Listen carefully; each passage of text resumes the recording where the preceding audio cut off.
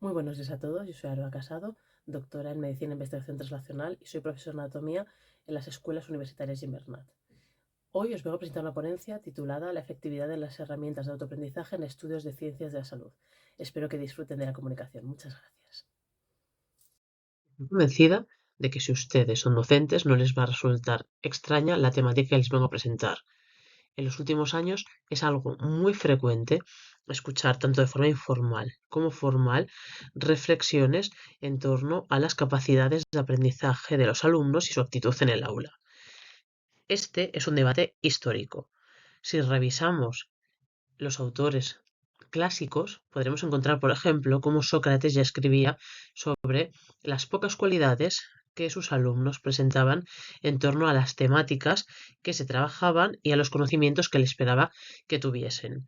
Utilizaba adjetivos y términos hacia ellos que no siempre eran agradables, pero era su forma de demostrar que había un desajuste entre lo que él esperaba de sus alumnos y lo que los alumnos emitían o realizaban en este contexto de enseñanza-aprendizaje. La actualidad no puede ser diferente. Si pensamos un poco el modelo educativo en el que estamos, especialmente en nuestro país, en España, está habiendo cambios desde las etapas de infantil, primaria, secundaria, bachillerato, hasta llegar a la universidad. Por tanto, nosotros lo que estamos recogiendo es el resultado de todos estos cambios de modelo educativo, de planificación que se han en etapas anteriores. Cada vez más los alumnos dejan de trabajar con conocimientos rígidos, rigurosos, que donde hacen falta habilidades como por ejemplo la memoria o el esfuerzo, y trabajan más por competencias, por proyectos, donde la estrategia, las herramientas de gestión, de trabajo, de contacto con el otro, de cooperativismo, son lo que se premian. ¿Cuál es el problema que nos encontramos nosotros, los docentes, en contexto universitario? Pues que realmente en la universidad el sistema de aprendizaje no ha cambiado tanto, aunque en los últimos años se están llevando a cabo muchas iniciativas de innovación docente y muchas estrategias para intentar modernizar o adaptar a los nuevos tiempos que corren los procesos de enseñanza-aprendizaje.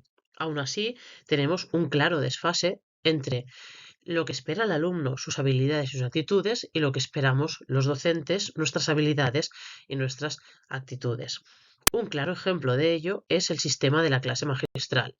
Las clases magistrales cada vez son más criticadas en las encuestas de opinión del alumnado, cada vez son más criticadas como sistema pedagógico o docente y cada vez están menos valoradas en general por los alumnos. Llega un punto en el que en la gran mayoría de universidades grandes de países pioneros, las clases magistrales están vacías. Incluso algunas universidades extranjeras se han visto obligadas a hacer clases online, dejarlas grabadas, debido a que el auditorio prácticamente está siempre a su mínima ocupación. Consideración que esto pasa principalmente porque los alumnos han transitado desde un modelo donde tienen que ser partícipes, creadores, prácticos, tienen que trabajar de forma constructiva, tienen que estar activos, tienen que ser agentes activos, a un modelo donde el alumno vuelve a ser un agente pasivo. Si lo racionalizamos o intentamos pensar con calma, el cambio que hay del modelo universitario al modelo anterior, por ejemplo, al sistema de bachillerato, que también sigue una clase magistral, es que en la universidad el tamaño de la materia, el nivel de materia, la cantidad de materia es muy distinta a la que el alumno asume en bachillerato. Al final, el nivel de complejidad que tienen que asumir los alumnos en bachillerato no es muy elevado y el nivel de exigencia de la universidad se dispara de forma exponencial en relación a este. Por tanto, lo que pasa es que los alumnos no tienen que adquirir solo unos conocimientos, sino que también tienen que desarrollar habilidades acompañadas de unos procesos cognitivos que les tienen que permitir enfocarse, manejar sus pensamientos y sus acciones para lograr unos objetivos. Ya no son solamente ese objeto pasivo, sentado, que está escuchando la clase magistral del docente, sino que tiene que conseguir captar las ideas principales de esa clase magistral para poder trabajarlas, sacar algo útil de ahí y posteriormente tener una guía para un trabajo autodirigido y personal en casa, que es algo muy distinto, por no decir único, en relación a todo lo que ha tenido en las etapas educativas anteriores. Como pueden imaginarse, esto que estamos planteando aquí no es algo superfluo ni sencillo para el alumno. Estamos viniendo de un sistema donde el alumno ha estado acostumbrado a ser el principal foco de atención en las etapas de infantil y primaria, un objeto más o menos pasivo en secundaria, un objeto que empieza a tener una cierta autonomía en bachillerato y un nuevo sistema totalmente distinto en la universidad donde el alumno parte de un modelo de bachillerato donde es un receptor pasivo de materia que pueda asimilar, pero esta vez hemos ampliado la materia, la complejidad, el temario y el tiempo a dedicar para cada una de las asignaturas que el alumno va a tener que gestionar. Por tanto, para él esto es un proceso que es complejo. Dentro de este proceso complejo, muchas veces nuestros alumnos se encuentran saturados y no saben exactamente qué tienen que hacer, no saben estudiar, han perdido las habilidades que antes eran innatas. Una conversación muy recurrente que se tiene con compañeros que son docentes es la de que a nosotros, en otras épocas históricas, nadie nos enseñaba a estudiar. Pero realmente esto no es cierto. Es decir, a todas las generaciones les han enseñado a estudiar. Lo que pasa es que en la actualidad el modelo pedagógico actual ha cambiado tanto que habilidades que antes parecían relativamente innatas del ser humano, o en este caso pues de la persona que estaba en esa aula, actualmente ya no existen. Por eso mismo nos vemos en la necesidad de crear nuevas estrategias para ayudar al alumno a asimilar los conocimientos en la etapa universitaria. No estoy intentando defender algo así como una forma de paternalismo donde los docentes universitarios nos tengamos que encargar de enseñar al alumno a aprender desde cero, sino como una especie de guía para el alumno. Considero que es muy importante que el docente universitario sea un ejemplo, sea un acompañamiento, sea una persona que se encargue de dar herramientas y pinceladas para que el alumno pueda asimilar las materias en las que nosotros somos especialistas de una mejor forma. Lo que yo les voy a presentar aquí a ustedes es algo muy simple, que es una herramienta de autoaprendizaje básica, que consiste en que el alumno pueda hacer explícito eso que siempre se ha hecho o se ha tenido asumido de forma implícita.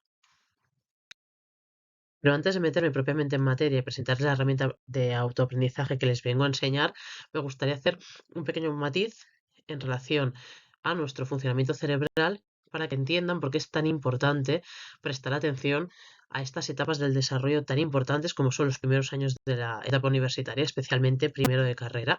Y es que si ustedes recuerdan lo que es la poda de axones neuronales, realmente es un momento que se da en diferentes etapas del desarrollo, pero una de ellas es la adolescencia, el final de la adolescencia.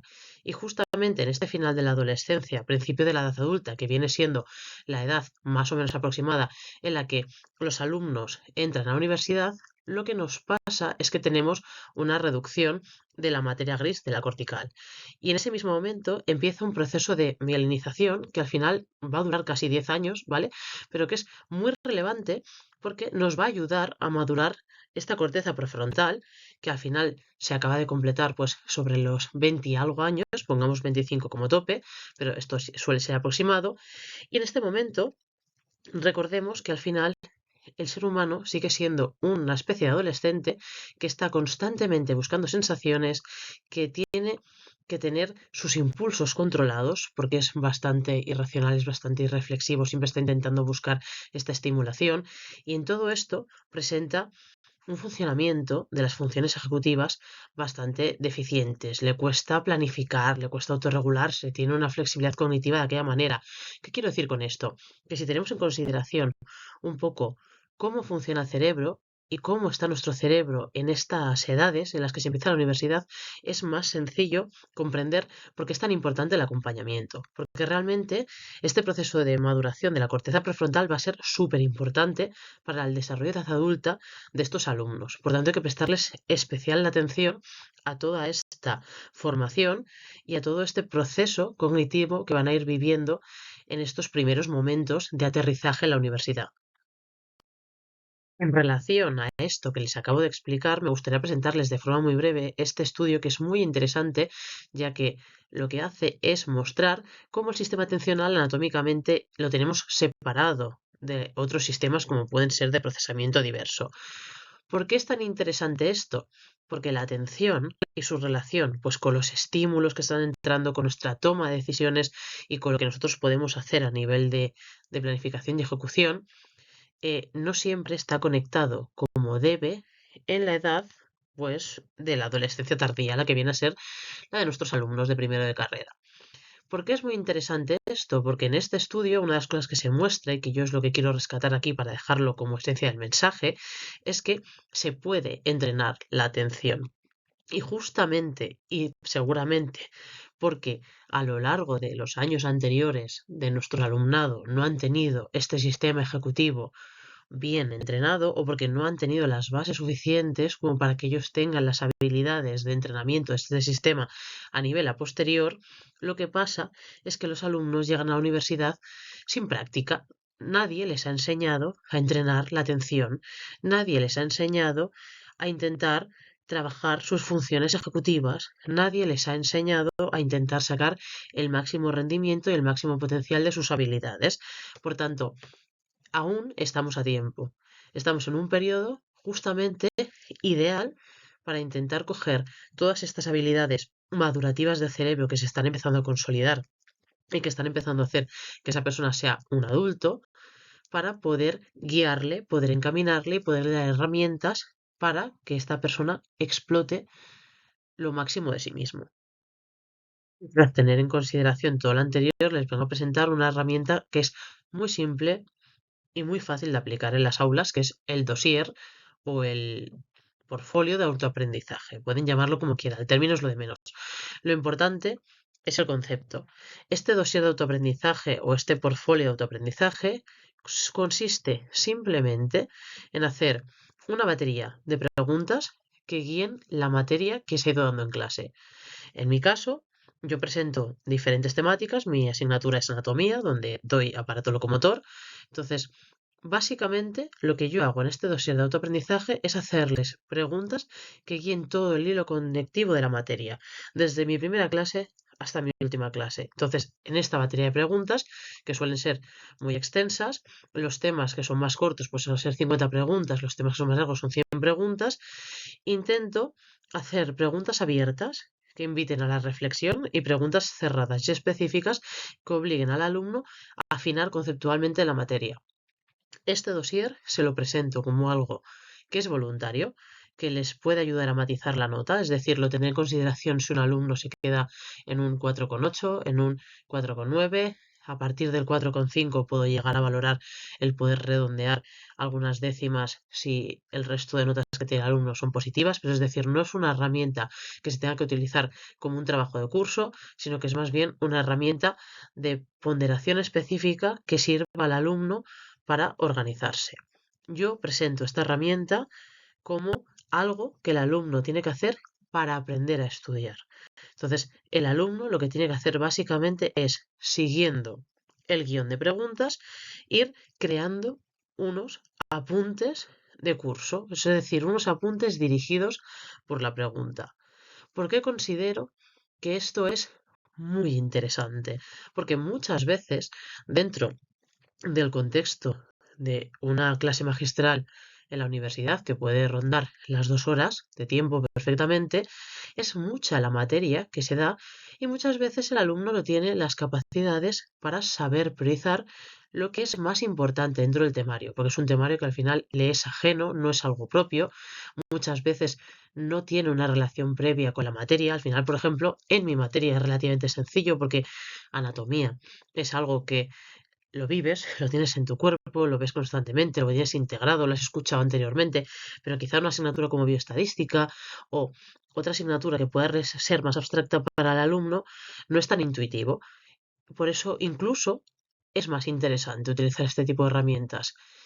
Lo que se hace con este sistema de preguntas es darle al alumno una ayuda para que entienda qué es lo más importante de la materia, ya que la pregunta lo que hace es focalizar y hacer que el alumno se enfoque, ponga todas sus funciones ejecutivas a trabajar la atención hacia responder a eso. Y mientras él va respondiendo las preguntas, va estudiando de forma pasiva y, por supuesto, si el dossier lo hace pues con sentido común, con ganas y esfuerzo, ya tiene hechos unos buenos apuntes de la materia para posteriormente poder integrar este contenido de cara al examen. Para conocer la opinión de los alumnos respecto a este dossier de autoaprendizaje, realicé una encuesta que envié a todos los alumnos de la asignatura de Anatomía 1 y la primera de las preguntas que les realicé es por qué motivo habían decidido hacer el trabajo de autoaprendizaje. Una gran mayoría, el 70,3%, respondieron para organizar su estudio, pero el 64% también respondieron que era por una cuestión funcional, ¿no? Para intentar reajustar este 0,5 máximo que podían sofisticar la nota y un 10,9% respondió que no lo había hecho.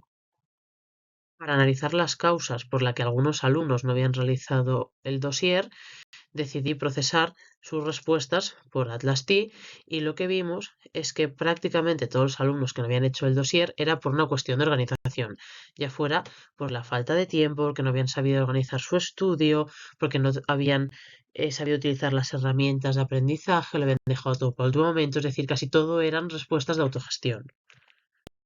Respecto a la pregunta de si les había resultado útil en su proceso de aprendizaje realizar este trabajo, la gran mayoría de alumnos respondió que sí, que en un 94,8% les había resultado útil en su proceso de aprendizaje. Otro conjunto de alumnos respondió que le era indiferente o que no le había resultado interesante o importante en su proceso de aprendizaje. De preguntarle a los alumnos si de cara a próximos años recomendarían la realización de este ejercicio de sus alumnos, no hubo ningún alumno que respondiera que no, cosa que me pareció bastante curiosa. El 95,9% respondió que sí y un conjunto respondió que no lo tenía claro, pero la gran mayoría respondió que sí y nadie respondió que no lo recomendaría. Otra de las preguntas que le realicé es que qué sugerirían para mejorar los próximos años. Me pareció bastante interesante, ya que en muchos de los comentarios se hacía referencia a que estaría muy bien tener vídeos explicativos de respaldo. Básicamente, prácticamente todos apuntaban a lo mismo, a que hay muchos conceptos que son muy interesantes y que son muy importantes, pero que realmente no es fácil para ellos recuperarlos a posteriori. Por tanto, tener algún tipo de soporte visual o de apoyo, pues ellos creen que les haría un bien. Curiosamente, si revisamos la literatura científica, esto no es algo nuevo. Hay bastantes estudios que demuestran que en diferentes patologías intentar utilizar un sistema de refuerzo en tipo vídeo lo que hace es reforzar el aprendizaje. De hecho, es una herramienta que se ha utilizado mucho para los trastornos de aprendizaje. Por eso no deja de ser curioso que los propios alumnos sugieran cosas que científicamente están testadas que funcionan. Otro de los comentarios recurrentes que podrían encontrar hacía referencia al tema del matiz lingüístico. Algunos alumnos verbalizaban que les costaba entender la forma en la que estaban escritas las preguntas, que era un lenguaje que para ellos era ajeno, que no era cotidiano, y que por tanto dar solución a la pregunta les resultaba un reto. No sé si ustedes tienen una percepción semejante a la que yo tengo, pero en los últimos años he observado que los alumnos buscan una forma de literalidad lingüística bastante exagerada. Para ellos, el tipo de pregunta ideal es una pregunta que básicamente tenga un sujeto, un verbo, un predicado y que sea muy sencilla de delimitar. Sin embargo, existen bastantes artículos y evidencias en la literatura científica que dice que es muy importante no perder el sentido metafórico y el razonamiento enfocado en las metáforas. Es decir, está muy bien que intentemos precisar lo máximo posible las oraciones, las frases, las preguntas, que intentemos ser lo más literales posibles, pero sin perder todo este sentido de la interpretación y el trabajo conceptual. Uno de los comentarios que me encontré de forma recurrente guardaba relación con el tema de simulaciones, de que querían tener simulaciones sobre cómo sería el examen, que querían tener la oportunidad de corregir o de comprender cómo yo veía su dossier, es decir, querían ver en qué habían fallado, querían ver cómo era mi perspectiva del enfoque, querían intentar sacar una especie de esquemas o diagramas que hicieran fácil el estudio, es decir, intentaban ver cómo mi proceso cognitivo tenía que verificar su proceso cognitivo. Y esto también es algo que me resultó bastante interesante. En relación a esto, les traigo este artículo que me parece bastante bonito, donde justamente se habla de esto, ¿no? De la importancia de el ir disociando lo explícito y lo implícito como categorías dentro del proceso de aprendizaje. Justamente esto es un poco lo que los alumnos estaban demandando también en estas preguntas, es decir, queremos comprender hasta qué punto lo que nosotros estamos aprendiendo de forma implícita es lo que explícitamente tú necesitas y viceversa. Otro de los comentarios recurrentes, que esto ya es algo específico de la materia, es que me pedían que eliminase las preguntas de origen y de inserción muscular, que es una cosa que realizan en otras asignaturas. Realmente, para ver si esta era una petición razonable, lo que hice es estadísticamente analizar los resultados del examen final y de la recuperación y ver de las preguntas de orígenes e inserciones cuántas habían hecho correctas y cuántas habían hecho incorrectas. Y realmente, si os fijáis, tenían 139,25 alumnos estas respuestas de forma correcta, pero 107,75 alumnos habían respondido mal estas preguntas. Por tanto, realmente esta percepción que ellos tienen de que este tipo de preguntas, como están repetidas o como la materia ya la han dado también en otras asignaturas, ya lo dominan, es ciertamente falso, porque no hay tanta diferencia entre 139 respuestas correctas y 107 respuestas incorrectas. Prácticamente un poquito menos de la mitad de los alumnos no han asimilado el conocimiento que ellos creen que sí que han asimilado. Por tanto, si os fijáis, lo que hacen los alumnos es asociar repetición con conocimiento adquirido, cuando realmente lo que muy probablemente necesiten sin ellos saberlo es repetición, repetición y más repetición. Lo que me gustaría destacar de esta charla breve ya no es tanto la importancia de realizar cuestionarios, trabajos o de tener herramientas que ayuden al alumno con su autoaprendizaje, sino de intentar buscar un acercamiento entre el profesor y el alumno que en la actualidad es tan necesario. Tenemos que pensar que estamos frente a una generación que vive un fenómeno de la influencia, de los influencers, los streamers, las redes sociales, por tanto están constantemente en búsqueda de referente. En ese referente muchas veces la figura del docente universitario está años luz de lo que para ellos es un referente. Y realmente, cuando el alumno consigue entrar en sintonía contigo, tiene ganas de participar en el aula, está motivado, se ve representado, ve que tiene un espacio de confianza contigo, que puede debatir, que puede dialogar, eso hace que preste más atención, que sea más cercano, que al fin y al cabo sea un mejor estudiante y esté, digamos, más predispuesto a desarrollar su potencial. Por tanto, considero que este tipo de herramientas que vamos a tener que generar a lo largo de los años para ayudar al alumno a focalizarse y a intentar sacar sus máximas capacidades, tienen que estar siempre guiadas por un entorno de confianza. Este tipo de dosieres son una estrategia muy buena para poder tener un feedback del alumno, comentar con el alumno sus dificultades, intentar matizar conceptos, intentar ayudarle a precisar lo que es importante a nivel teórico, pero también para intentar entender cómo funcionan su cerebro, cómo van sus funciones ejecutivas, cómo estudia, qué es lo que se le da bien, qué es lo que no puede hacer. Al final es una estrategia para poder conocer mejor la forma en la que el alumno piensa y la forma en la que el alumno estudia. Y si un docente consigue entender eso, puede entender cómo hacer que en sus clases las dinámicas sean las correctas para que el alumno adquiera un mejor proceso de aprendizaje. Y eso al final es óptimo para todos. Muchas gracias por su atención. Si tienen cualquier tipo de duda, pregunta o sugerencia, me pueden escribir al correo que está aquí abajo. Muchísimas gracias.